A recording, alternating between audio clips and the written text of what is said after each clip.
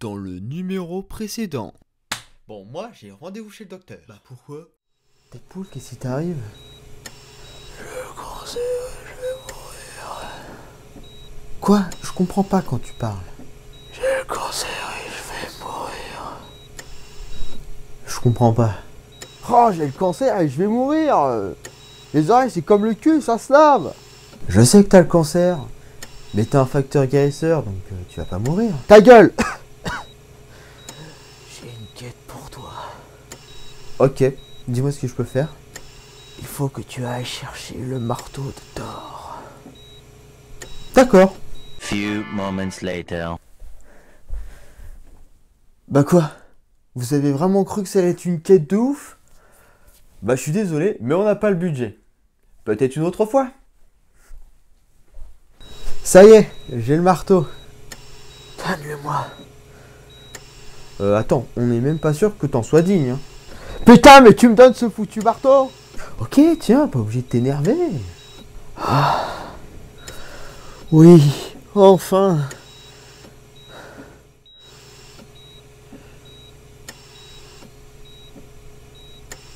Pourquoi ça ne marche pas? Attends, t'as vraiment cru qu'en ayant les pouvoirs de Thor, t'allais guérir du cancer? Ça n'a pas marché pour Jane Foster, alors toi? Putain, bravo du con. Tu viens de spoiler la fin de la vidéo. Hein? T'es fier de toi?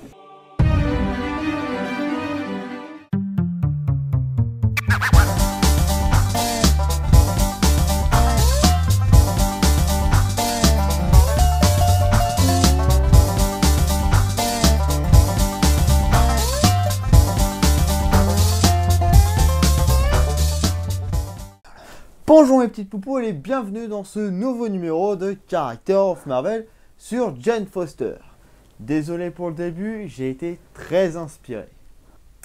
Elle est apparue pour la première fois dans le Into Mystery numéro 84, sorti en août 1970.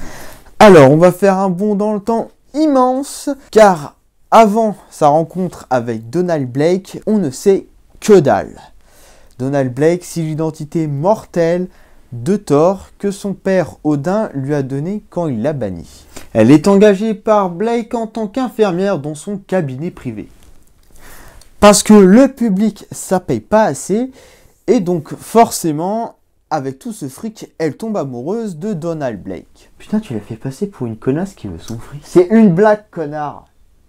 Et après son retour de voyage en Norvège, Donald Blake découvre qu'il est Thor, parce que oui, il ne le savait pas. Oh, et puis, si tu veux tout savoir, la vidéo de Thor est juste là-haut.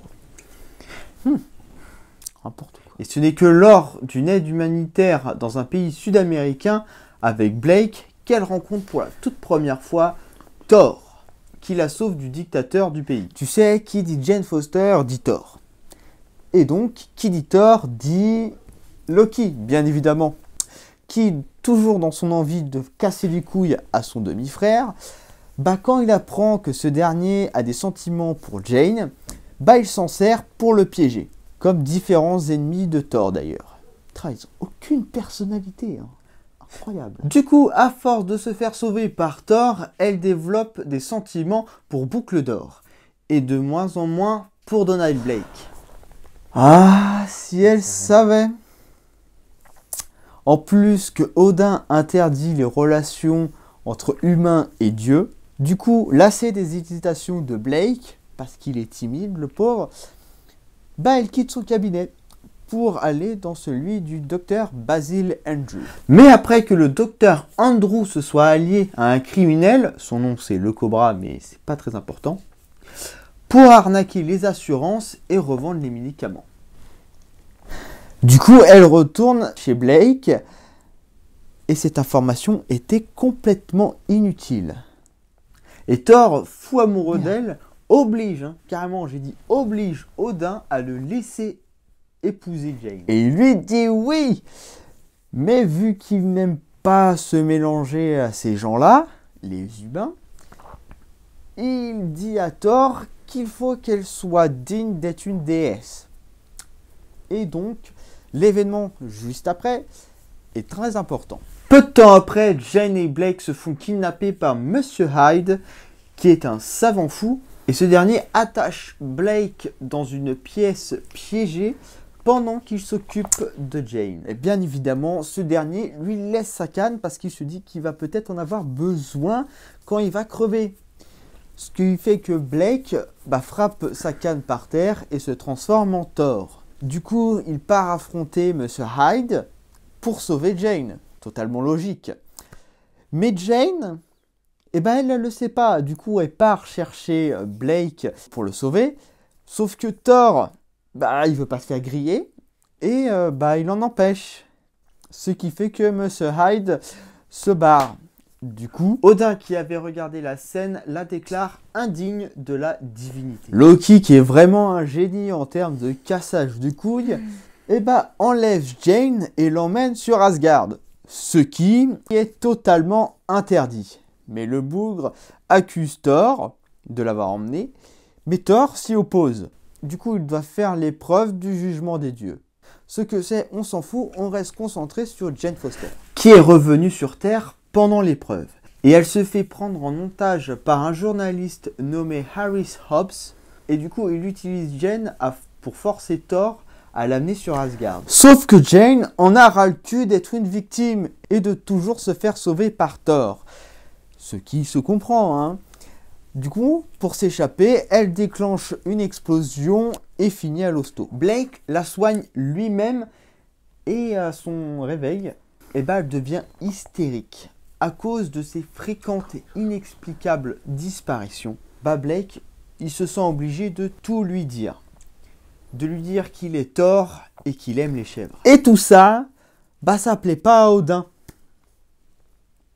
Et là, tu t'attends à un truc de ouf, mais en fait, non. Parce que après avoir vu l'affection réciproque entre Jane et Thor, il laisse un peu couler le vieux. Et à ce moment-là, Thor le convainc lentement, mais sûrement, pour son approbation vis-à-vis de Jane. Et là, tu te dis qu'ils vont enfin pouvoir vivre heureux. Mais c'est sans compter sur la nouvelle coloc de Jane, qui n'est d'autre que Tananil, une colonisatrice extraterrestre déguisée. Elle hypnotise Jane et l'envoie en transit pour qu'elle ne lui casse pas les couilles dans son plan de colonisation. Événement important, arrivé en transit, Jane fut engagée par le maître de l'évolution. C'est un scientifique qui aime faire mumuse avec la génétique et évoluer les animaux comme avec ses nouveaux hommes ou bien les êtres humains comme lui-même. Elle est engagée en tant qu'enseignante pour justement ces nouveaux hommes sur le mont Wandagore. Et oui, c'est le même endroit où Wanda et Pietro Maximoff ont été élevés. Et si tu veux en savoir un peu plus, tu as la vidéo de Quicksilver et de Scarlet Witch juste en haut. Mais tout ça, c'est bien avant que l'homme bête, une des créations du maître de l'évolution, débarque. Il saccage tout et du coup, le maître de l'évolution quitte la Terre en laissant Jane comme une merde. Quel connard. Pourquoi même les hommes évolués sont des bâtards. Thor réussit enfin à avoir l'approbation de son père et Jane débarque sur Asgard et devient une déesse capable de voler et tout plein de trucs. Sauf qu'elle est incapable d'utiliser correctement ses pouvoirs. Donc Odin l'opposa à la démoniaque horreur inconnue pour la tester et cette dernière supplie Odin de lui rendre son apparence humaine. Ce qu'il, bien évidemment, accepta et lui effaça tous les souvenirs qu'elle avait d'Asgard. Elle devient employée du docteur Catcade et Thor, lui, se tape Dame-Sif, comme il était prévu. Dame-Sif, c'est une déesse asgardienne. Mais après que le démon Hall des Ténèbres ait répandu la terreur à travers Manhattan, Jane faisait partie des personnes affectées et manqua de se suicider de peur. Ce qui la fouta dans un sale état. Thor se rend à son chevet et Dame-Sif, voyant la douleur de son bien-aimé, décide, accompagné de Hercule, d'aller chez l'un des doyens, Kamos Tharn, qui est le possesseur, et de lui piquer le bâton runique pour transférer une essence vitale à une autre. Donc Dame Sif utilise le bâton pour transférer son essence vitale en Jane et disparaît. Car oui, quand tu transfères ton essence vitale dans quelqu'un, tu disparais. Jane guérit et elle retrouve tous ses souvenirs, même ceux qu'Odin lui avait effacés. Et il s'avère qu'il est hérité de certaines aptitudes de Dame Sif, comme sa détermination, son courage, sa force et le fait de se téléporter. Et Balder, un des frères de Thor que seuls les fans et les historiens connaissent, avertit Thor que Odin est devenu fou. Thor, accompagné de Jane, se rend sur Asgard pour rendre le vieux fou encore plus qu'il ne l'est. Puis quand le grand vizir d'Asgard présenta l'épée de Dame Sif à Jane, cette dernière le frappa contre un mur et se transforma en Dame Sif. Le grand vizir en conclut que Dame Sif et Jane ne font plus qu'un, et que Dame Sif est dominante sur Asgard et que Jane l'est sur Terre. Mais un jour, en retournant sur Terre, Sif ne reprend pas l'apparence de Jane. Du coup, elle et Thor se rendirent chez Kamo-san et il leur dit que toutes les essences vitales absorbées par le bâton se placent dans un monde extradimensionnel. Donc quand Sif apparaissait sur Asgard, Jane Foster prenait sa place dans ce monde et inversement. Et grâce à ce bâton runique, il libère toutes les essences vitales de ce monde. Waouh, ça a dû foutre un bordel hein, pour ceux qui étaient coincés là-bas pendant des milliers d'années. Oh la vache. Jane revient parmi nous et tombe amoureuse du docteur Kincaid. Oui, son patron. Décidément, elle a vraiment un problème avec ça. Ils se marièrent et eurent un enfant, Jimmy. Bon, ça n'a pas duré, ils ont fini par se séparer. Et pour en rajouter une couche, ils se font enlever par l'homme-bête qui les emmène sur le mont Wandagore pour être utilisé contre Thor et sa God Pack. C'est son équipe de dieux qui sauve des gens.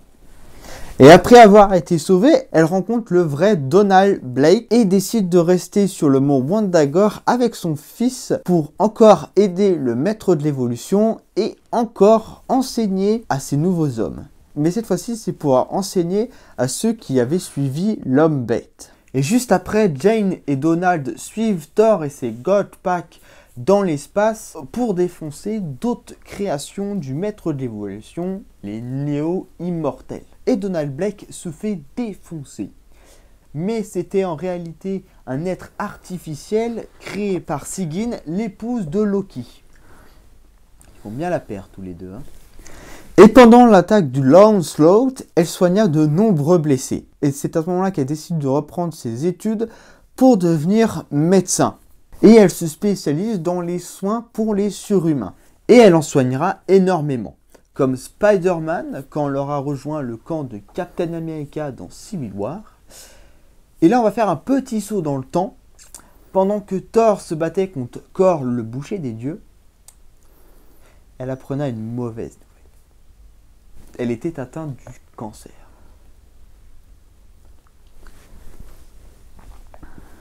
Enfin, ça foutu un blanc là.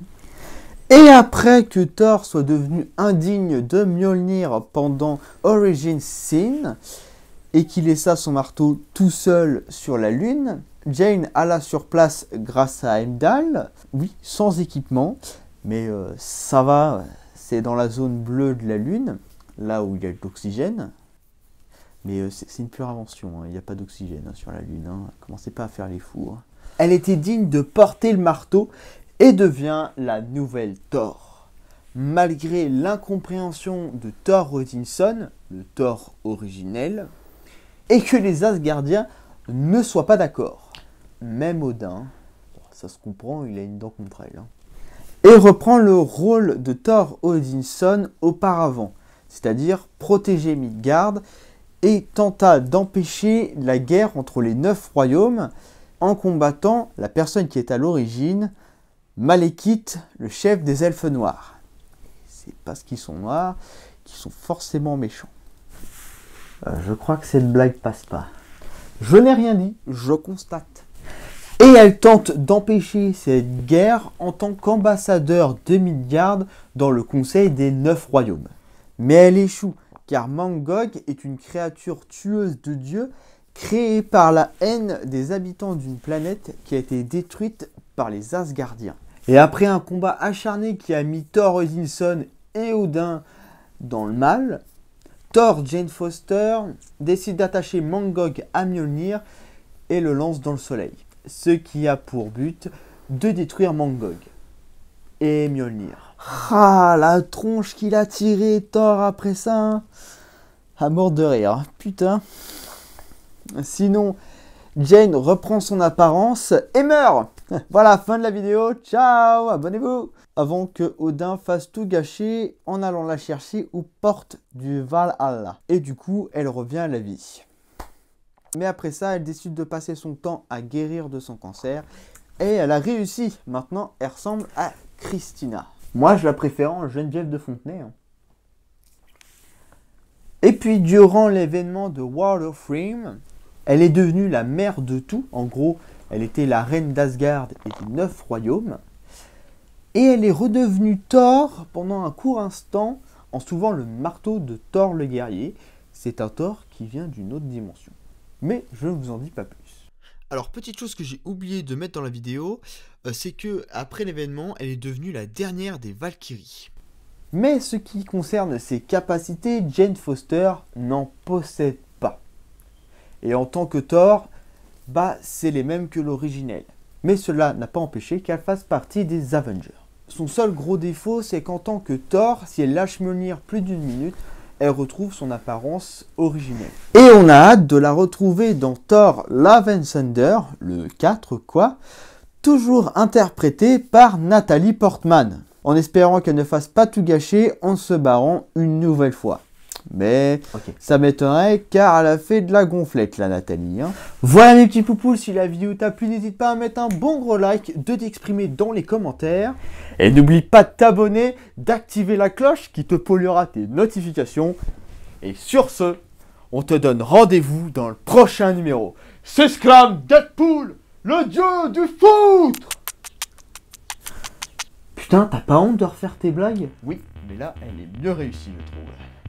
Bon allez viens, je t'emmène chez un boucher extraordinaire. Il fait le jambon du Christ, les épaules cachères de Yahvé et les escalopes halal d'Allah. Extraordinaire.